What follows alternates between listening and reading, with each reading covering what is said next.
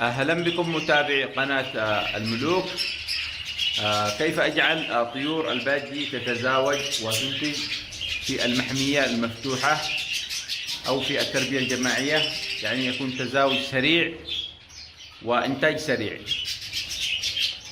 كما تلاحظون عندنا هذه المحمية طبعا فصلناها إلى قسمين. هذا القسم يعتبر هذا قسم الإنتاج، وهذا قسم التربية. فضروري جدا نقوم أولا بنقل جميع طيور الباجي إلى هذا القسم، إلى قسم التربية، ونلاحظ الطيور، نحاول أن نركز على الطيور. لاحظوا معنا مثلا هذا الزوج لاحظوا هذا الزوج متآلفين، الذكر متآلف مع الأنثى، وأيضا هذا الزوج لاحظوا الذكر متآلف مع الأنثى، وأيضا هذا الزوج لاحظوا هذا الزوج الذكر متآلف مع الأنثى. نركز على الطيور أو الأزواج المتآلفة، نختارها ثم نقوم بنقلها إلى غرفة الإنتاج.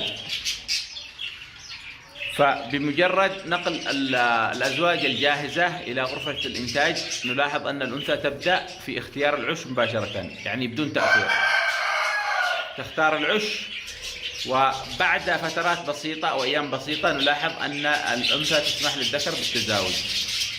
السبب هو أننا اختصرنا الطريق أو اختصرنا الموضوع، واخترنا أزواج جاهزة ووضعناها في غرفة الإنتاج.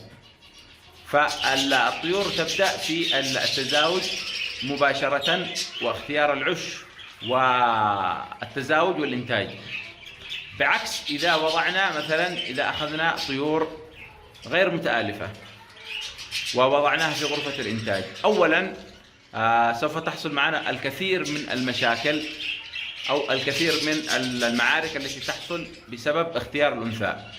يعني ذكر يختار أنثى وذكر آخر يختار نفس الأنثى، فنلاحظ أن تحصل مشاكل ومعارك قوية جدا تسبب الموت للطيور. نلاحظ أن الطيور تموت بسبب هذه المعارك، بسبب اختيار الذكور للإناث. والسبب الرئيسي هو أننا اخترنا طيور غير متآلفة.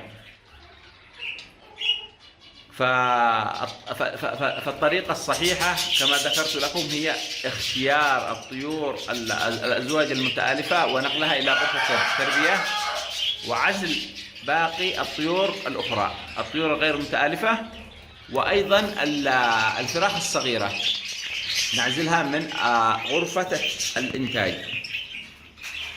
فأي شخص يحاول أن يربي في تربية جماعية يجب أن يكون عنده غرفة إنتاج، هذه غرفة الإنتاج وهذه غرفة التربية. وممكن أن نسوي أيضا غرفة لعزل الفراخ الصغيرة، يعني بعد عزل الفراخ أو عندما نأخذ الفراخ الصغيرة يجب أن نعزلها أيضا عن الطيور الكبيرة في غرفة التربية. هذه الغرفة خاصة فقط بالإنتاج التي تكون فيها الأعشاش، وممكن أيضا أن نضع بعض الأعشاش في غرفة التربية. والسبب أننا سوف نلاحظ أن الأنثى تدخل إلى العش، يعني أن الأنثى جاهزة. وإذا كان الأنثى عندها ذكر فإن الذكر سوف يحميها، ونلاحظ أن الذكر يكون على الباب، يعني يظل على فتحة العش دائما ويحمي الأنثى. هذا الزوج يعتبر زوج متآلف، نأخذهم مباشرة ونقوم بنقلهم إلى غرفة الإنتاج. طبعا هذه الطريقة مجربة وأنا أستخدمها دائما، أستخدمها في موسم الإنتاج. مثلا إذا كان عندك ألوان مخصصة، إذا تحب أن تختار ألوان محددة وتلاحظ أن هذه الطيور هذا الزوج غير متآلف، فالطريقة الصحيحة نختار الألوان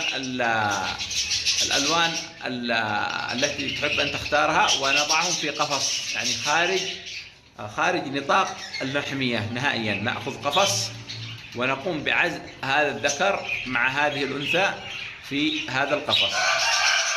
نضعهم فترة أسبوع، أسبوعين، 3 أسابيع، حتى نلاحظ أن الذكر والأنثى بدأوا في التآلف، ونلاحظ أن الذكر يطلب التزاوج من الأنثى، وأن الأنثى تسمح للذكر بالتزاوج. في هذه الفترة، فترة التآلف بين الزوج، نقوم بأخذ هذا الزوج ونقوم بنقله إلى غرفة الإنتاج في المحمية، يعني بدون خوف. خلاص أصبح الزوج معنا هذا متآلفين مع بعض. فعندما نقوم بنقلهم إلى في الغرفة المحمية، إلى غرفة الإنتاج، فيبدأوا في التزاوج ووضع البيض والإنتاج والتفريخ. طبعا هذه الطريقة مفيدة جدا، لأن الأزواج المتآلفة مع بعض كل ذكر يكون مهتم بالأنثى، ولا تحصل معارك أو مشاكل كبيرة أو قتال بين الذكور بسبب أن كل ذكر لديه أنثى خاصة به. فنلاحظ أن المعارك تكون بسيطة أو قليلة أو لا يوجد معارك نهائيا، والسبب هو انشغال الذكور، يعني كل ذكر منشغل مع الأنثى فلا توجد معارك. بعكس إذا كان مثلا يوجد ذكر ليس لديه أنثى، فنلاحظ أن الذكر يبحث عن أنثى. طبعا الأنثى تكون معها ذكر، فالذكر الجديد يبحث عن أنثى، يختار أنثى لديها ذكر. فالآن تبدأ المعارك بين الذكرين، ذكر الأنثى والذكر الجديد، فتحصل المعارك بين الذكرين، وتحصل المعارك قوية وشرسة. والذكر القوي هو الذكر الذي سوف يكون مسيطر. طبعا الذكر القوي يضرب أو يقتل الذكر الثاني، أو يعني حتى يعني يسبب له إصابة، فيسيطر على الأنثى. سبحان الله.